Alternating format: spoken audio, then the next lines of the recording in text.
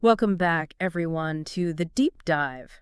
Today, we're diving into something super cool, repeated measures designs. Oh, yeah. These are those studies where the same people are actually tested in all the different conditions, kind of like a super efficient way to do research. Right. Right. It's like they're getting the most bang for their buck with each participant. Exactly. And we've got a whole bunch of articles and notes here, Yeah, a big and we're going to pull out the juiciest bits for y'all. perfect. So, what exactly makes these repeated measures designs so powerful? I'm curious. Well, they're especially handy when researchers are dealing with limited participants. Oh, I see. Like when you're studying a rare condition or something. Exactly. Or think about experiments where you need really tight control over what each person sees or does. Okay, yeah, I can see that. Like, if you were trying to study how people recognize faces, you couldn't just show each person one photo for a split second. Right. That wouldn't tell you much. Exactly. So how do repeated measures help in that kind of scenario? Well, with repeated measures, you can show the same person, like a bunch of different faces, each for a really short time. Ah, I see. And then you start to see how they respond to each one. Yeah. And because it's the same person across all those conditions, you eliminate a lot of the random variation you'd usually get if you were testing different people. So it's like each participant is giving you more data points. Yeah. It's like each person becomes their own little mini experiment. That's pretty neat. So you're saying it makes the study more sensitive even to small effects? Precisely. But, of course, there's always a catch, right? Oh, what's the catch? I'm intrigued now. Well, as you might guess, people change as they do a task multiple times. Right. They might get better at it, or they might get tired or bored. Yeah, exactly. Researchers call these changes practice effects. Okay, practice effects, I'm writing that down. So how do researchers make sure that those practice effects aren't, like, messing up the results? Well, they've come up with two main types of repeated measures designs, Hmm. complete and incomplete. Okay, complete and incomplete. Let's break those down. So, first up, complete designs. What makes them complete? In a complete design, each person experiences every single condition, like multiple times. But the researchers shuffle the order each time. So it's like shuffling a deck of cards where each card is a different condition. That's a great analogy. And by shuffling the order, they're making sure that no one condition always gets the advantage of being first or the disadvantage of being last. Okay, that makes sense. So they're trying to average out those pesky practice effects. Exactly. But what if you can't have every person go through every condition multiple times? Like, what if it's just not practical? Well, that's where the incomplete designs come in. Okay, so tell me about incomplete designs. In an incomplete design, each person experiences each condition only one sees. But the researchers are really careful about shuffling the order of conditions between different people. Ah, I see. So it's like everyone gets a unique order. Exactly. But there's a golden rule here. Every condition has to appear in each position, first, second, third, and so on the same number of times. So no condition is always stuck being the first impression or the tired finale for everyone. You got it. That's the key. And researchers have a few tricks up their sleeves to make sure things are shuffled fairly. Okay, so now I'm really curious. Tell me more about these tricks. Like, what kind of tools are we talking about here? Well, let's start with the complete designs. One technique they use is called block randomization. Block randomization, all right. I'm all ears. So imagine you divide the experiment into blocks, kind of like mini experiments within the larger one. Okay, so instead of just randomly ordering all the conditions for the whole experiment, you're creating these smaller chunks. Exactly. And within each block, they randomly order the conditions, and then they repeat these blocks multiple times for each participant, always shuffling things around. That makes sense. So it's like constantly reshuffling the deck throughout the game. Clever. Yep. Another cool technique they use is called ABBA counterbalancing. ABBA counterbalancing. Okay, that sounds interesting. Tell me more about that. It's almost like a palindrome. Imagine you have two conditions, A and B. One person might experience them in the order ABA, another might do BAB, and so on. ABBA. Okay, I get it. It's catchy and it sounds pretty straightforward, but I'm guessing it doesn't always work perfectly. Yeah, you're right. ABBA counterbalancing only works if the practice effects are linear, Linear. What do you mean by that? like a steady improvement or decline with each repetition, not sudden jumps or dips in performance. Okay, so if the practice effects are more like a roller coaster, ABBA counterbalancing isn't going to cut it. Exactly. And there's another potential issue with ABB counterbalancing, anticipation effects. anticipation effects. Like the participants start predicting what's coming next. Exactly. And if they start predicting, it can throw off their natural responses. So researchers have to be really careful about when to use it. So it's not a one-size-fits-all solution. It's about Mhm. choosing the right tool for the job, right? Right. Now, for incomplete designs, how do researchers ensure fairness when each person only goes through the conditions once? Well, one method, and it's the ideal one, is to use all possible orders of the conditions.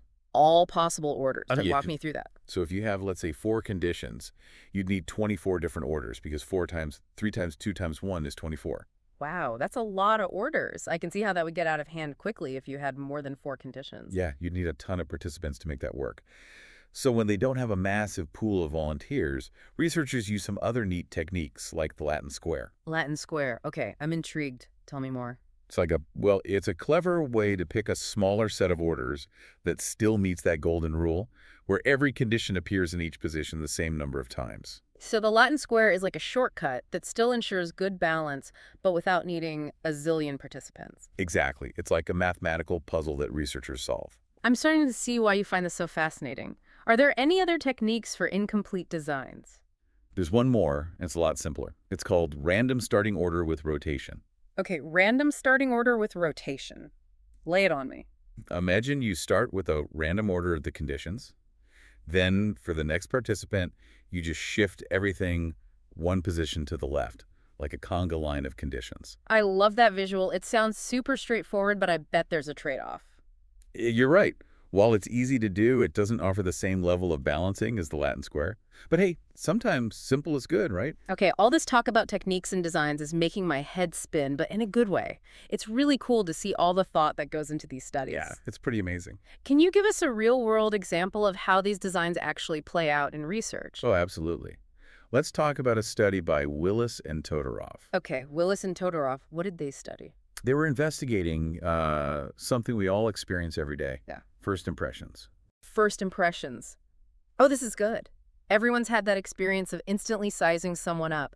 How on earth did they study that using repeated measures? They showed participants photos of faces. Right. Okay, makes sense. And they asked them to rate those faces on traits like trustworthiness and attractiveness. But here's the thing.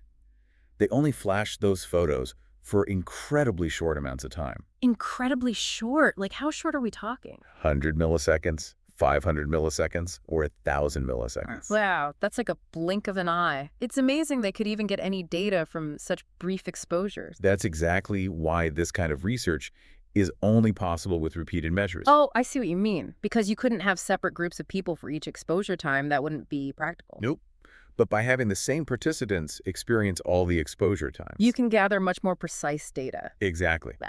So what did they find? Well, they found that our first impressions actually solidify in just 1/10 of a second.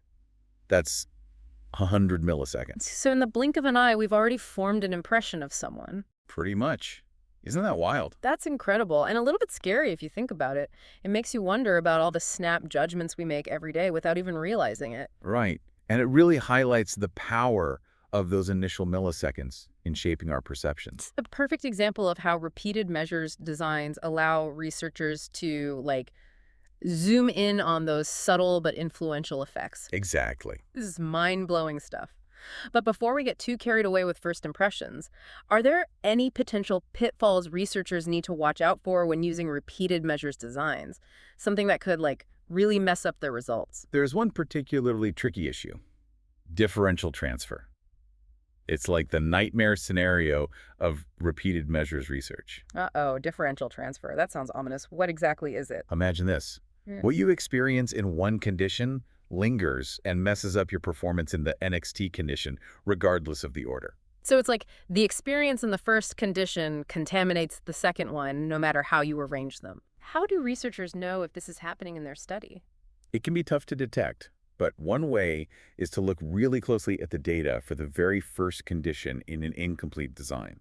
Okay, because each condition appears first for a subset of participants, right? Right. So it creates like a mini random groups design within the larger study.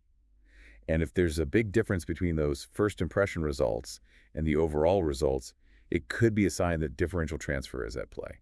So it's like a warning sign that something fishy might be going on. Yeah. The best way to be absolutely sure, though, is to run a separate study with the same variables, but this time using a random groups design, where each person only experiences one condition. Ah, so it's like a control experiment to double check for contamination. Exactly. And sometimes, if there's a high risk of differential transfer, it might just be better to stick with a random groups design from the start. Even though it might require more participants. Right. Sometimes it's worth the extra effort to avoid those potential pitfalls. This has been incredibly illuminating. We've covered so much ground already. I know, right? But I feel like we're just scratching the surface of this fascinating world of repeated measures designs. We are. There's so much more to explore. Where do we go from here? Well, we've talked about how researchers design these repeated measures studies to get the most reliable data, but let's shift gears a bit Okay. and think about what happens after they've run the experiment. How do they actually make sense of all those numbers? That's a great point. It's like we've choreographed this elaborate dance Right. of conditions, and now we need to like decode what the dance is actually telling us. Exactly. So how do they decipher those patterns? Well, just like with designing the study, there's a whole set of steps and considerations Okay. for analyzing the data from a repeated measures experiment. Yeah.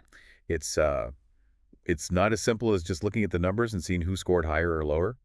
Right, right. So where do they even begin? Like, I imagine they're sitting there with this mountain of data wondering, okay, where do we start digging?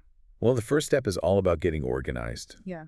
Think back to those summary scores we talked about earlier. Okay, summary scores. In a random groups design, you'd just list everyone's score for that one condition. Right. You'd calculate the average and like how spread out the scores are. Right, so you're getting a sense of how the group performed as a whole. But you mentioned earlier that things get a bit more complex with complete repeated measures designs, They do. where each person does all the conditions, sometimes even multiple times. Yeah, yeah. What happens then? How do you make sense of all that data? Well, you can't just look at each individual score in isolation. Okay. You need to create a summary score for each participant Right. in each condition. So you're basically creating an average score that represents their overall performance across all those trials. But why is that necessary? That's a great question. The reason is that you're really interested in how each person is affected by the different conditions, Oh, okay, I see. not just how they do on any single trial. Remember that time perception example from earlier? Yeah, yeah. Yeah, Where each person estimated those time intervals 6 times for each one. exactly. By creating a summary score, you're kind of condensing all that data into a single representative number for each condition. Okay, so you're filtering out the noise of the individual trials Right. and focusing on the signal of how each person is affected by the different conditions. Precisely. So once you have those summary scores, what happens next? Then you're ready to analyze the data across all the participants, just like you would in a random groups design. Okay. You can calculate the mean, standard deviation, and effect size to see how those different conditions impacted people's performance overall. Right. So we're zooming out from the individual level to the group level to look for those big picture patterns. But how do researchers know if those differences between the conditions are actually meaningful and not just random chance? That's where inferential statistics come in. Ah, yes, hypothesis testing. Exactly. Researchers use those tests, along with confidence intervals, to determine if those differences they see are statistically significant. Okay, but are those hypothesis tests any different when you're dealing with repeated measures data? The basic principles are the same, but there's one key difference in how you estimate error variation. Okay, error variation. I'm listening. In random groups designs, you're using the differences between individuals in each group to estimate that error. But in repeated measures designs, remember, it's the same people in every condition. Right. So you've eliminated a lot of those individual differences, Yeah. which makes those designs even more powerful, right? It does. It gives you more precise comparisons Hmm. because you're not dealing with all that noise for those individual differences. But you still need to estimate that error variation. And in repeated measures, it comes from the differences in how the conditions affect each person. So instead of looking at the spread of scores between different people, Yeah. you're looking at the spread of how each individual person responded to the different conditions. Exactly. You're interested in those relative changes within each person, not just the absolute differences between people. Okay, that makes sense. And because of that, all those calculations for t-tests, f-tests, and confidence intervals, they're all adjusted to take that into account. Right, so it's not just a matter of plugging in the numbers into the same formulas. Yep. You need to tailor the analysis to the specific design of the study. What happens if they've done all those calculations and they find a statistically significant difference between the conditions? Well, then it's time to interpret those findings. Yeah, the fun part. Right. But it's not enough to just report that there's a difference. They need to consider things like how big that difference is, effect size. Yeah. And just as importantly, the practical significance of those results. Right, because it's not just about statistical significance. Mhm. It's about understanding what those numbers actually mean in the real world. Right. Exactly. Can you give us an example? Sure. Let's say researchers are testing a new study technique. Okay. They might find a statistically significant difference in test scores between students who used the new technique and those who didn't. Right. But if that difference is tiny, like 1 point on a 100-point test, it might not be practically meaningful. So even if the results are statistically significant, they might not be worth getting excited about if they don't translate into a real difference. Exactly. I'm starting to see how it's so important to go beyond just the numbers and think about that bigger picture. It is. And of course, no single study provides all the answers, right? Of course. It's all about building knowledge step by step, testing theories, and constantly refining our understanding. So can you share some specific examples of how researchers have used repeated measures designs to, like, unlock new insights into human psychology? I'm always fascinated by how our brains work. Oh, there's so many cool examples. One area where repeated measures really shine is in psychophysics. Yeah. That's the study of how physical stimuli are translated into psychological experiences. Okay, psychophysics. How would they use repeated measures to study that? Well, imagine a study on how our perception of brightness changes as the intensity of light increases. Okay, brightness perception. I like it. They might use a repeated measures design where participants are exposed to like different levels of light intensity, Okay. and they're asked to rate how bright they perceive each level to be. So each person would experience all those different light intensities, and the researchers would track how their ratings change. Yeah, and what's really neat is that by using repeated measures, Yeah. they can actually control for individual differences in sensitivity to light. Right. It's not about trying to figure out if some people are just generally more sensitive to light than others. It's about understanding that overall pattern of how brightness perception changes as the light gets more or less intense. Precisely. Are there other areas where this design is used? Yeah, are there? Oh yeah, definitely. They're really common in studies of learning and memory. Okay, learning and memory. Imagine a study where they're testing a new memory technique. They might have participants learn lists of words using both the new technique and like a standard technique. Right. And then they could test their recall at different time intervals, a few minutes later, a few hours later, maybe even a few days later. So you're tracking how well each technique holds up over time, all within those same individuals. Exactly. It eliminates the problem of having different people with different memory abilities messing up the results. Right, because you're really focusing on the effectiveness of the technique itself, Yeah. not just those individual differences in how good someone's memory is. Right.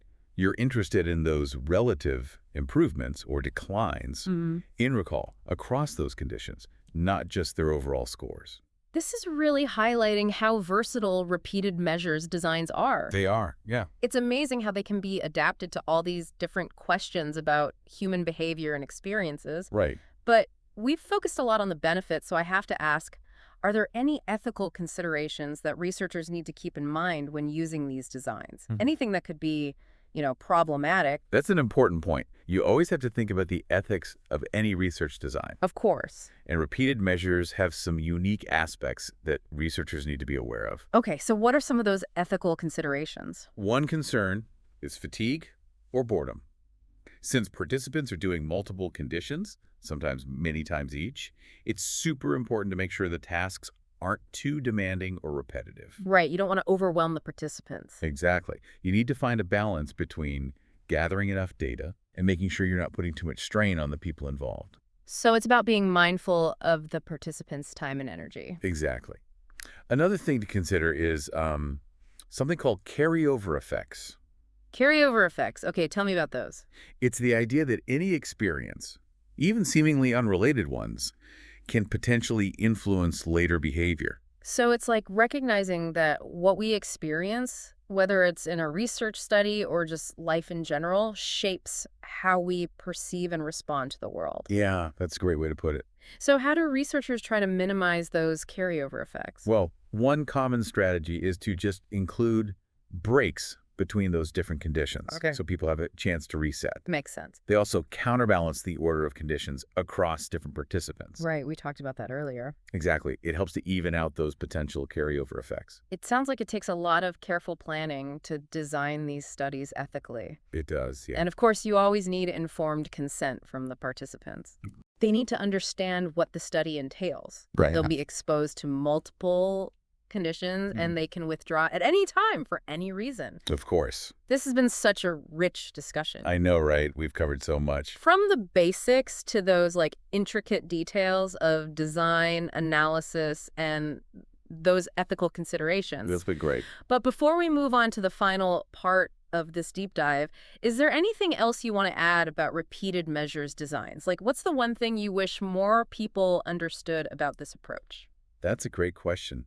I think the key takeaway is that repeated measures designs allow us to see the world, in a more nuanced way. Okay, a more nuanced way. I like that. They help us untangle that web of factors that shape human behavior, Yeah. revealing those subtle patterns that we might otherwise miss. It's like they're giving us a magnifying glass to examine those small shifts and changes that are always happening within each of us. Exactly. And I think that's what makes them so fascinating. They spark that curiosity to delve deeper, to question our assumptions, to appreciate just how intricate the human experience is. Beautifully said. And speaking of curiosity, I think there's one more intriguing aspect of repeated measures designs that we haven't touched on yet. Okay, what's that? They're not just for comparing different conditions. They can also be used to track changes over time. Oh, okay, now you've really got my attention. Tell me more about that. How do these designs allow us to, peek into how people change over time? All right, we're back. Ready to wrap up our deep dives into repeated measures designs. Yeah, We've covered a ton. we have. But you really piqued my curiosity with this idea of using these designs to study changes over time.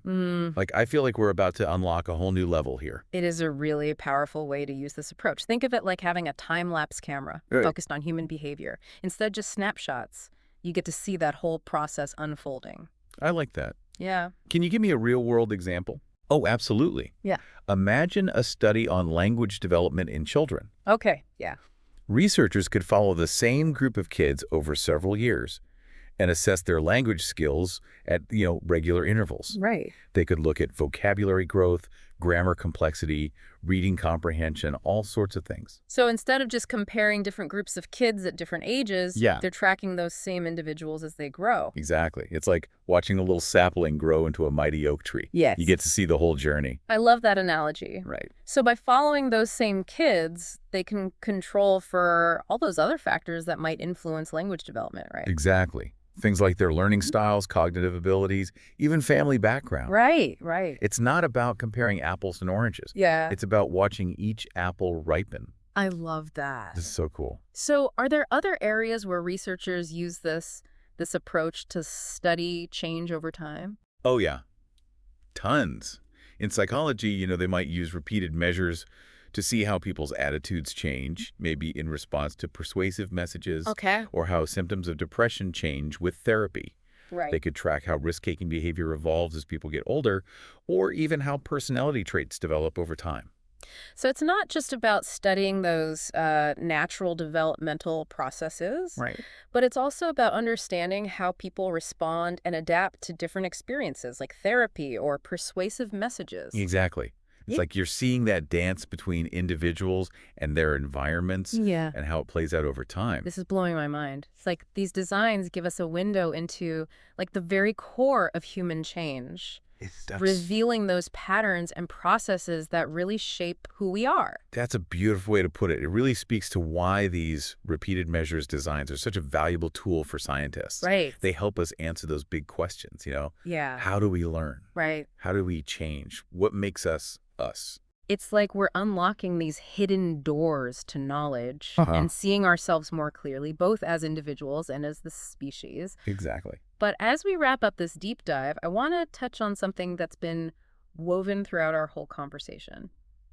Curiosity. Oh, yes, curiosity, the engine of discovery. Exactly. And I think these designs, they require a unique kind of curiosity, a willingness to go beyond the surface, to really dive into those subtleties of how individuals change over time. That's a great point. Without that curiosity, researchers might just stop at comparing those groups Yeah. and miss all those fascinating details about how we evolve and adapt as individuals. Right. It's that curiosity that keeps them pushing forward to uncover those hidden patterns, Yes, to keep asking those what if questions. like they're detectives, Yeah. always searching for clues to paint a richer picture of what it means to be human.